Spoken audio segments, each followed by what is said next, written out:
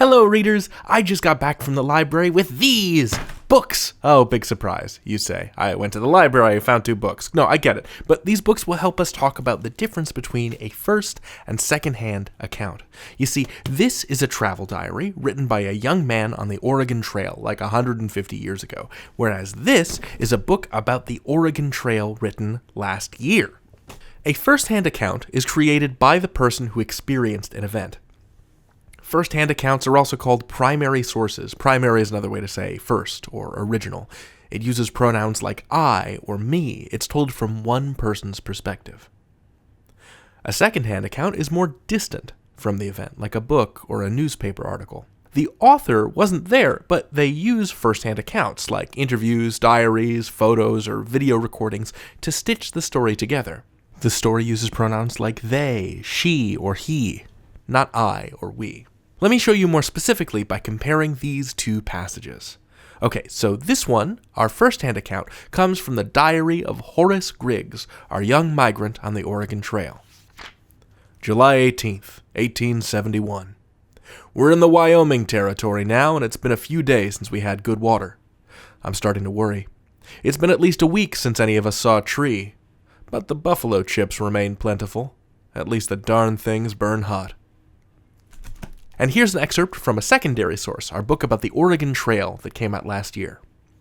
The Oregon Trail didn't have many trees. The pioneers used buffalo chips, dried buffalo dung, as fuel for their fires. In fact, some children played games with buffalo chips. They tossed them around like frisbees.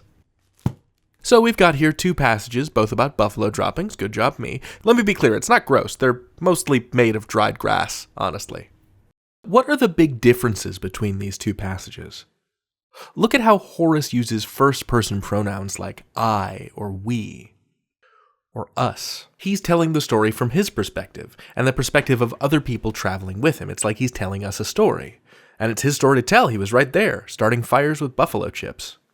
We can see how he felt about not having access to water. He was worried. First-hand accounts connect us more closely with the emotions of the writer.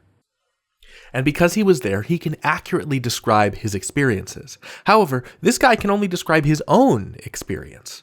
He doesn't know what it was like in other wagon trains. He doesn't know what it was like to be a native community encountering these settlers. He's writing from one perspective, and it's his perspective. Now, look at the second passage. It uses the pronouns their and they to refer to the pioneers and their kids. What does that tell us? The writer is not part of the group, wasn't there, doesn't consider themselves part of the us, the way that Horace considers himself part of an us. The author is more distant. It's not the author's individual story. Instead, they're trying to tell the stories of other people through research. This is what makes it a secondary source, a second-hand account. Because second-hand accounts are more distant from the events they describe, they're usually less emotional. The author of this second passage, for example, isn't worried about anything that's happening to the pioneers. They're not even referring to a specific set of pioneers. They're talking about what these migrants did in general. They're giving you background knowledge, general knowledge. That kind of distance lets the author of a second-hand account cover more ground. They don't have to stick to the narrative of one family, or one person, or even one moment in time. First and second-hand accounts are both important. When I was a kid, they used to advertise sugary cereals as part of a balanced breakfast. A little bowl of sugary cereal, a glass of milk, a bowl of fruit, maybe a sausage, some toast. Well, think of primary and secondary sources as part of a balanced information diet. A little of column A, a little of column B. You just gotta take your knowledge spoon and dig in deep into your perspectives bowl. That's a thing that I made up just now. Diversity of perspectives does a body good. You can learn anything. David out.